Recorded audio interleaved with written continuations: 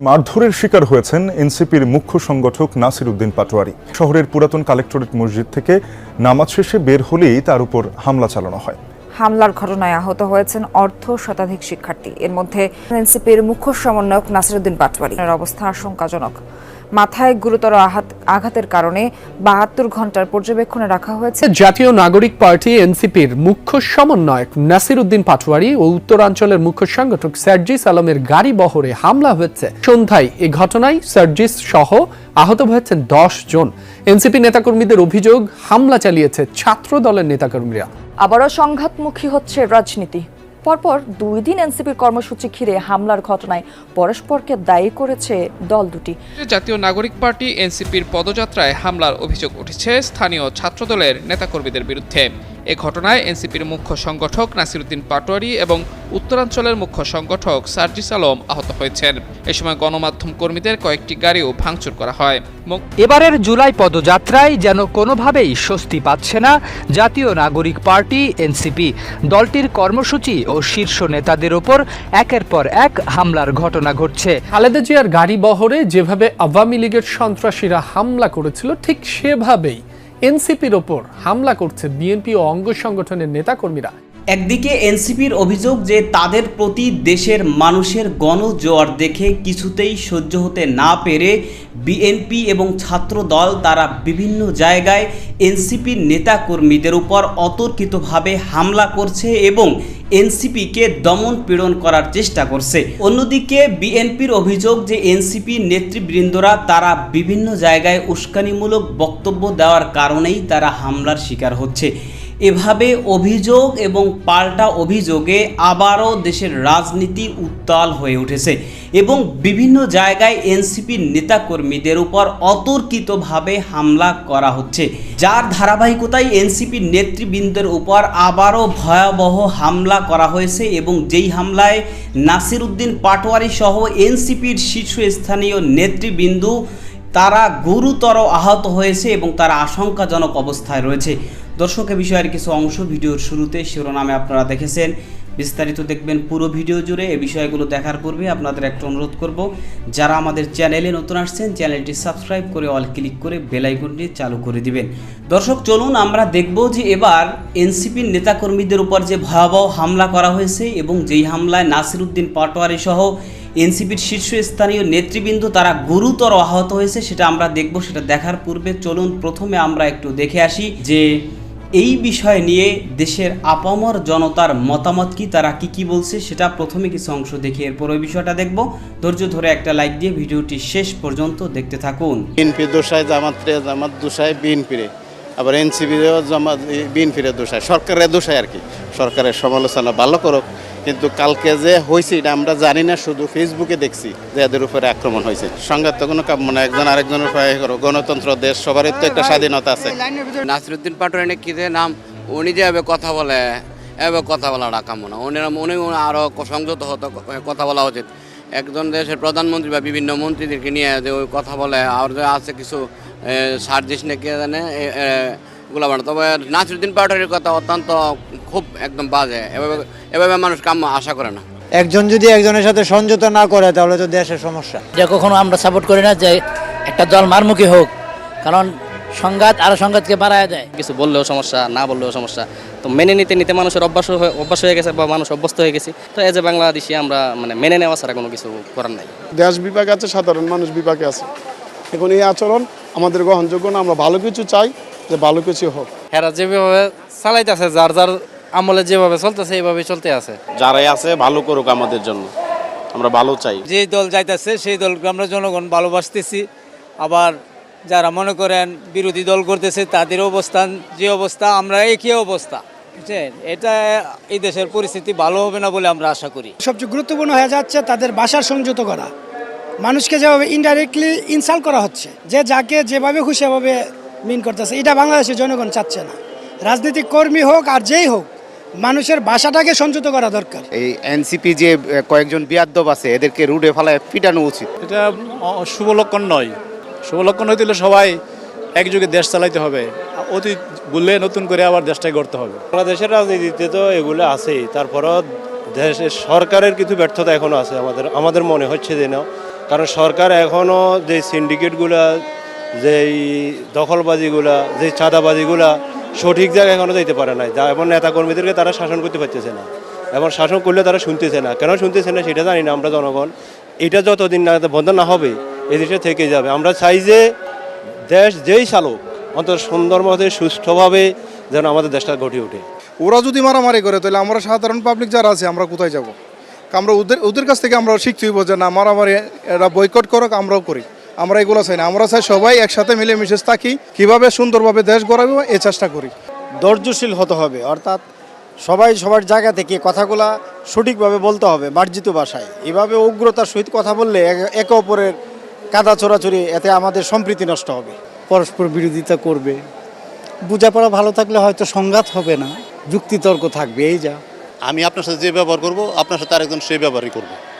আমরা আমাদের মধ্যে সহনশীলতার অভাব, এই জন্য এই অবস্থা হয়েছে, এবং ভবিষ্যতে এই অবস্থা চলতে থাকলে আরও খারাপ হবে দেশের অবস্থা। গণতান্ত্রিকভাবে সবাই রাজনীতি করবে, সবার রাজনীতির অধিকার প্রতিষ্ঠিত হবে।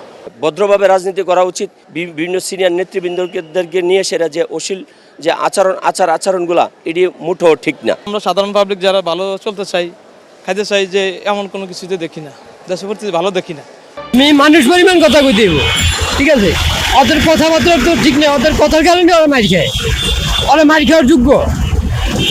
এনসিপি নেতারা মার খাওয়ার যোগ্য, মার খাওয়ার কাজ করে দেখে ওরা মার খায়। একটা মানুষের ইজ্জত দিয়ে সম্মান দিয়ে কথা বলতে হইব। ওরা এই সম্মান দিতে জানে না, ওদের বাপ মারও ওরা সম্মান দিতে জানে না, যার কারণে ওদের রাস্তাঘাটে ওরা মার খায় এনসিপি নেতারা। এনসিপিকে হামলা করার মতন মন মানসিকতা বিএনপি রাখে না, কারণ এটা একটা টোকাই দল। এদের জন্ম কোথার থেকে এটা আপনাকে মনে করতে হবে। আমরা এটা টোকাই হিসেবে চিনি এবং গালিবাজের দল, কারণ এই নতুন একটা সম্ভাবনাময় দলকে বাংলাদেশের মানুষ যেভাবে চিন্তা করেছিল, কিন্তু সেই জায়গাটাতে তারা নেই। তাদেরকে ওই একটা কথা আছে না, one time use to time dustbin, তো ওরা এখন ওয়ান টাইম ইউজ হচ্ছে। 11 দলীয় জোটের সাথে থেকে ওরা এখন সরকার দলীয় একটা রাজনৈতিক দল, যে দলটি বারবার ক্ষমতা এসেছে, তাদেরকে যে ভাষায় ওরা কটাক্ষ করছে, গালিগালাজ করছে, এটা আমরা ওদের কাছ থেকে আশা করি নাই। অতএব আমি যেটা মনে করি, সাধারণ জনগণ ওদের উপরে চরমভাবে ক্ষিপ্ত, কারণ সাধারণ জনগণ তারা মনে করে না যে বাংলাদেশে আর কোনো বেয়াদবের জন্ম হোক। অতএব ওরা বেয়াদব এমনভাবে একটা পর্যায়ে নিয়ে যাচ্ছে যে আগামী তরুণ প্রজন্মকে ওরা বেয়াদবের একটি লাইসেন্স দিচ্ছে, ওদের সাথে থাকবে, বিভিন্ন নেতাকর্মীদেরকে হেনস্থা করবে, কটাক্ষ করবে। এনসিপির উপরে খেপা তৈল আমলিগেরা, যারা বিএনপির ভিতরে নতুন ঢুকছে, তারা এই ধরনের কাজ করে বিএনপির নাম দিতেছে। এটা হইলো মূল কথা। এগুলা যা করতেছে আমলিগেরাই করতেছে, কিন্তু বিএনপির উপরে দূর চালাইতেছে। বিগত দিনেও একই পরিবেশই করে আছে, 2001 সালে একই অবস্থা করছে। ওই বিএনপি করে, বিএনপির স্লোগান দিবে, যা আক্রমণ করবে, এগুলো আমাদের নাম পড়বে বিএনপির করতেছে আমলিগেরা। এই স্বৈরাচারী আমলিগেরা তো মনে হয় যে শেখ হাসিনা বলাইছে, কিন্তু শেখ হাসিনা যে অপরাধী যে জঙ্গলি যে গোষ্ঠীরা, এই গোষ্ঠীর সন্ত্রাসী গোষ্ঠী তো মনে হয় বাংলাদেশ ত্যাগ করে নাই। সবাই বিএনপির ভিতরে ঢুকে রাখছে, নতুন নতুন এনসিপির ভিতরে ঢুকছে, জামাতের ভিতরে ঢুকছে। তো জামাতে মনে হয় এত ভোট পাই কেমনে? জামাত তো বিএনপির সাথে ছিল। আমার দেশের ভিতরে আমি বিএনপি জামাত বলতে কোনো লোকই ছিল না। এখন এই যে জামাতের লোকের অভাব নাই। জনগণ ভোট দিয়েছে বিদায় তারেক রহমান গদিতে বসতে পারছে। এরা কোনো সময় জন্য হামলা করে নাই। বিএনপির উপরে অনেক ষড়যন্ত্র চাবানো হইতেছে। এই ষড়যন্ত্র তারেক রহমান কোনো সময় জন্যই বরদাস্ত করবে না। আমি বলতে চাই যে কারোকে নিয়ে কটূক্তি করা এবং সমালোচনা করা, আগে যাচাই বাছাই করবো যে বিএনপি আসলে করছে কিনা, কে জামাত ইসলাম করছে কিনা, এগুলো নিয়ে বিবেচনা করে দেখবো যে কোনটা সত্য, কে করছে না করছে। হঠাৎ করে কাউকে বলা যায় না কিছু, যাচাই করে দেখুক, তারপরে বিএনপিকে বলুক। এনসিপির যে বক্তব্যগুলি, সেটা ছিল বিএনপিকে আক্রান্ত করা বা তাদেরকে হেয় প্রতিপন্ন করে বক্তব্য দেওয়া। এই অশালীন বক্তব্যের প্রতিবাদ সাধারণ জনগণ করেছে। আমরা যদি কখনো প্রতিবাদ করি, রাজপথে তো ভালো কথা, ঘরেও থাকতে পারবে না। বিএনপির উপরে অপপ্রচার করা এনসিপির একটা কাজ। কেন কাজ? দেখেন, আপনি এই সাজিস আলম আগে হাসিনার গুণগান গাইছে, যেমন করেন না, এরা হাসিনার গুণগান গাইছে, জিবলা দিয়ে পাঁচ আসছে এরা বিগত স্বৈরাচার দোসরের। এই পেসিস্টের, এরা একটা পেসিস্টের, এরা কর্মকর্তা আমি মনে করি। যারা পেজিস্টের গুণগান গায়া পেজিস্টের লুঙ্গির তলে ছিল, এই সাজিস আলম, এই ডারবিন আসিল, তো একটা ছাগল চোর ডারবিন আসি, এরা 24শে জুলাই আন্দোলনের পর ওরা বিএনপি টিকতে দেয় নাই, একটা বিএনপির কর্মীরে রাস্তাঘাটে খাওয়াতে দেয় নাই। কেন দেয় নাই? ওরা হিসাব করছে যে ওরা খাইতে পারবো না, ওরা দুর্নীতি করতে পারবো না। ওরা দেখেন হাসিনা 17 বছরে যে দুর্নীতি করছে, হ্যাঁ ওরা দেখা গেছে 18 মাসে তার চেয়ে বেশি দুর্নীতি করছে। সাজিস আলমরে মারছে, এরা গুজব ছড়াই দিয়েছে। আর ওইখানে যারা ছাত্রদল বাইরে আছেন, আপনারা কুত্তা কামড়া গিরার নিচে, আপনারা ভাই ওই হাসিনার মতো ওবায়দুল কাদেরের মতো চিল্লাতে ওদের পতন হয়ে যাবে ভাই। আমি প্রধানমন্ত্রীর কাছে বলতে চাই, তারেক রহমানকে, রাস্তাঘাটে প্রসাবখানার খুব সমস্যা হয়ে দাঁড়াইছে, যে রাস্তাঘাটে যেন একটা জায়গায় জায়গায় যেন প্রসাবখানা তৈরি করে দেয়। ক্ষমতার রাজনীতির প্রতিদ্বন্দ্বিতা ক্রমেই রক্তক্ষয়ী সংঘাতেই রূপ নিচ্ছে। স্থানীয় পর্যায়ে ভোটের রাজনীতি সহ নানা রকম নিয়ন্ত্রণ প্রতিষ্ঠার লড়াইয়ে এখন দেশের বিভিন্ন স্থানে বিএনপি ও এনসিপির কর্মী সমর্থকদের মধ্যে রক্তক্ষয়ী সংঘাত সহিংসতার ঘটনা ঘটছে। সর্বশেষ হামলার ঘটনা ঘটেছে হবিগঞ্জে। এতে অনেকের হাত পা ভেঙে যাওয়া সহ একজনের চোখ মারাত্মকভাবে ক্ষতিগ্রস্ত হয়েছে। 1.5 বছরে হওয়া 18 সংঘাতের প্রতিটির ঘটনায় এনসিপির উপর বিএনপি নেতাকর্মীরা হামলা করেছে বলেও অভিযোগ উঠেছে। যদিও এমন অভিযোগ বিএনপি মানতে নারাজ।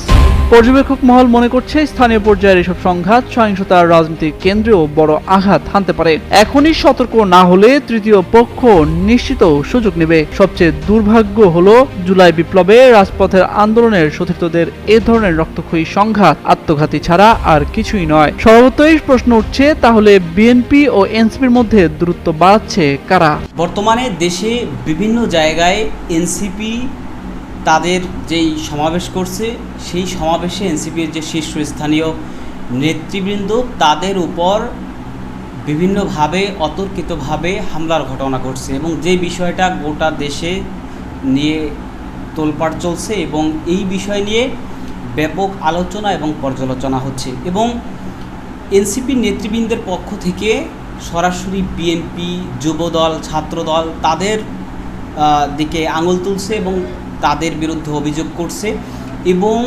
বিএনপির পক্ষ থেকে তারা আবার এনসিপির নেতৃবৃন্দকেই দোষারোপ করছে বা তাদেরকেই অভিযুক্ত করছে এবং বলছে যে এনসিপির নেতৃবৃন্দরা তারাই উস্কানিমূলক বক্তব্য দিয়ে তারা নিজেরা হামলার শিকার হচ্ছে।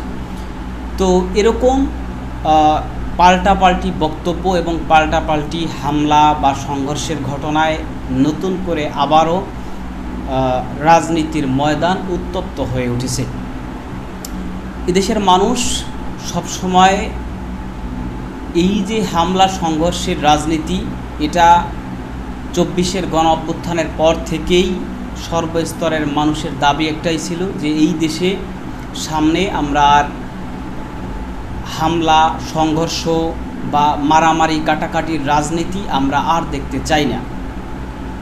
আমরা এদেশে শান্তির রাজনীতি দেখতে চাই, আমরা এদেশে নিরাপদ রাজনীতি দেখতে চাই, আমরা এদেশে দুর্নীতিমুক্ত, লুটপাট মুক্ত এবং ন্যায়সঙ্গতভাবে রাষ্ট্রকে পরিচালনা করে গোটা বিশ্বের মধ্যেও বাংলাদেশকে যেন এগিয়ে নিয়ে যাওয়া হয়, সেই রাজনীতি আমরা দেখতে চাই। সুতরাং বাংলাদেশে এর আগে আমরা যেভাবে মারামারি, কাটাকাটি, হানাহানি, সংঘর্ষের রাজনীতি আমরা দেখেছি, সেটা আমরা বাংলাদেশে আর দেখতে চাই না।